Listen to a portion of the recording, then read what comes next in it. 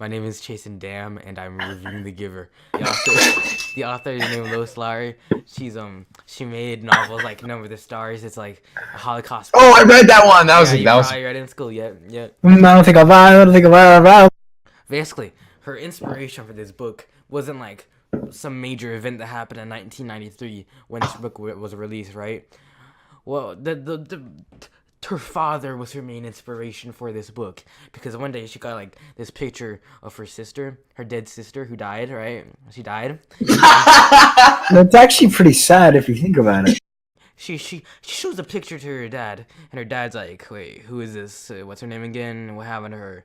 And then like Lois, she has to go all the way, like she has to say like, "It's your daughter," and she's like dead, like she died, like she's dead. Lois was thinking one day, she was thinking, what if we didn't have to like, what if we didn't have those memories and like that pain and like that suffering, right? Would life be better? But in the book, which is about Jonas. Jonas is some like 11-year-old kid, right? And he has the power to see beyond with his pale eyes. And he first sees this when like Asher throws like an apple at him, and it suddenly becomes red, right?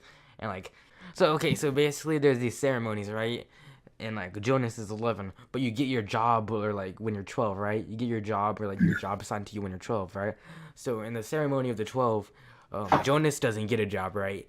Instead, he becomes the receiver. Oh, from the giver, yeah. He receives all the memories from the, and like, yeah. No, I know what you mean. That's very good. It enlightens him, I guess you could say. So, for example, he finds out that his dad like releasing someone to elsewhere is what they call it, is actually murdering someone. So he's like, that's kind of bad, right? So he's like, I want to leave this community and give the memories back to the people. And the giver's like, yeah. So they make up a plan, right? And like the planning kind of gets like quickened a bit because one day when Jonas comes home, he sees a baby. He sees the infant at his house named Gabe, who's staying with his family, so you can get like strong or whatever, right? And he's kind of weak, right? He's kind of weak and fragile, so they're gonna kill him. They're gonna release him, right? And his dad's gonna do that. So he's like, man, this society sucks. So he grabs Gabe and he just leaves, right? He just leaves. And like I said, he uses his memories, right, to like give them warmth when it like snows, and then like I said, That's very kind. Okay, like he gets the sled.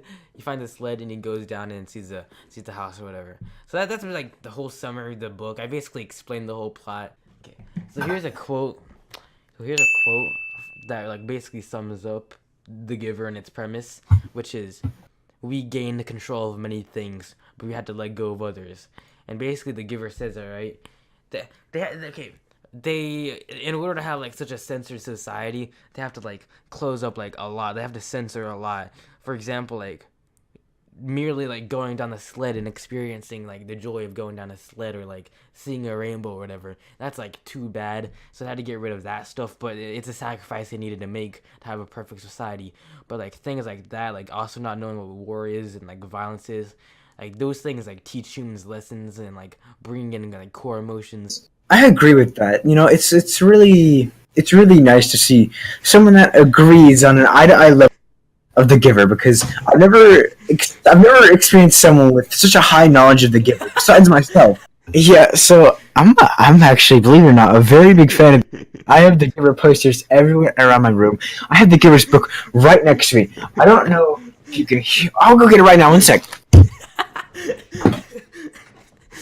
So I just got my Giver book. So as you can see here, I don't know if you can hear this drop, but here it is. That's the drop of The Giver's book. Yeah, so there's my Giver's book. I have so many copies of these. I have a hard book, a paperback. I have so many Giver posters, and one day I want to know more about The Giver. But yeah, like having such a censored society, basically like it makes you less human, basically, right? So there's these things called stirrings, right?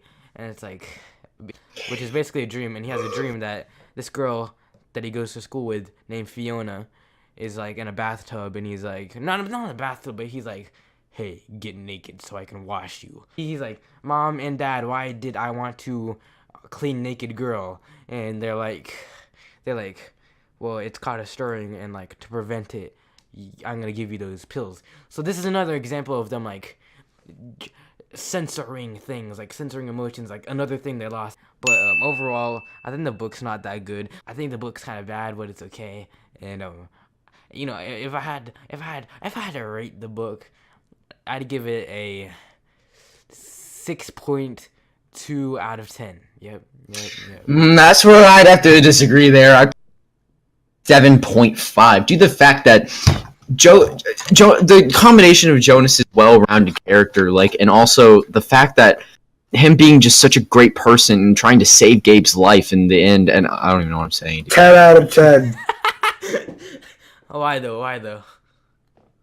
Because I love Jonas. He's a very well-rounded character with a lot of development. He's been through a lot. He lives in this corrupted society, and I respect him for that. Alright. So, basically, my opinion is this book is kind of bad. I mean, it's not bad, but, like, it's not worthwhile your time, right? Because, like, okay, for example, at the ending, right?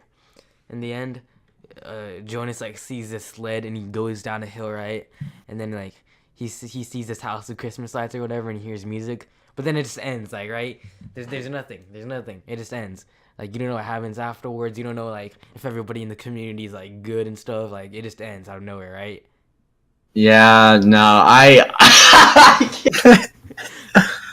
kind of know what you mean. Because, like, the book is actually kind of sad. You know what I'm talking about? Like, because Jonas just been through a lot, and he's he has to leave his mom and his dad. Exactly. To get this baby. That he doesn't even want. Yeah, no, I actually disagree. It's like, you know, like when it kind of ends on that note, it's kind of like it gives the reader something to think about, not just like, it's almost as if the reader writes their own story because they get to, it's like mysterious, you know what I mean? I like to think it like that, you know what I'm saying? Like, I like to think about it like. That's my review of The Giver. Hope you enjoyed this review, and I did what the directions said, so you can't really give me like 0 on this because